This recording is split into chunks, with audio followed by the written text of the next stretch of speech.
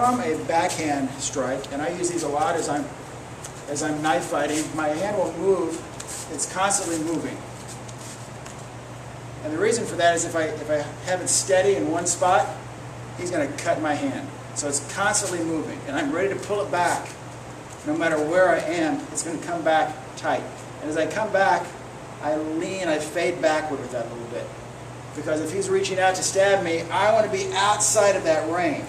Something else that I will do is my lead foot will constantly go backward. The reason for that is you get a lot of guys that will reach out and try to cut your foot.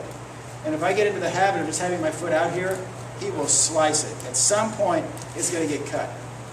So as I'm moving around my feet, I'm kind of like a cat. Those cat-like reflexes really come out. Everything is moving quickly. It's unlike working with a stick, where I can just kind of pound into the person, or there's a chance that he may grab onto my stick. He is not grabbing onto my knife. And anything that hits him, if I hit his fingers or his hand, technically it could be a fatal blow, because if I hit a vein or an artery in there, he's going to bleed to death. It may not be quick, but it can happen. So as blood is squirting out, he realizes he's in the process of dying. I just have to keep him out here for 20 minutes dancing around until he drops over, which probably is not going to happen. So as he stabs in backhand at me this time, and again that comes from having my hand here, I see an opening as I'm here, and I come in backward. As he steps in backward at me, here to my neck, where is he open? He is open at the exact same spot.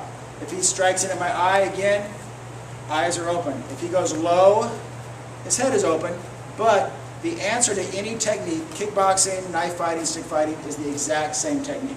If he hooks at my head, his head is open. If he backhands at my head, slashes, same thing. That's kind of what's open. So he's coming in backhand at me. I'm going to come across it this way. Now, as I hit, if this hand comes out, and this is the way they teach a lot, you slice and trap that arm. I promise what happens when I cut him, his hand comes backward. It could come back and cut my arm that's sticking out there for no reason. So I don't need to trap it here. I want to get out of the way. I'm going to cut and come back. So he stabs in the backhand. I'm back out of there. And what does he do? He gets cut. He comes back to square one. He doesn't cut me back.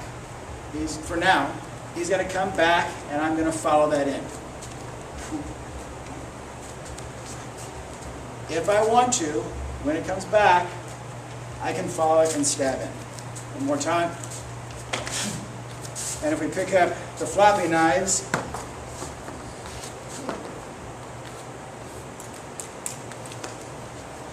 we've got the floppy knives here.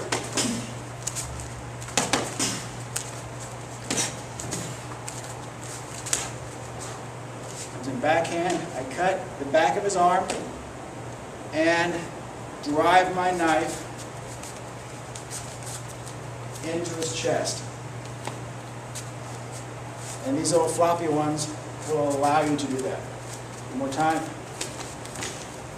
So it's almost like I'm just punching him. I want to drive it all the way up to the hilt so it's bent over all the way down. All right, let's try that.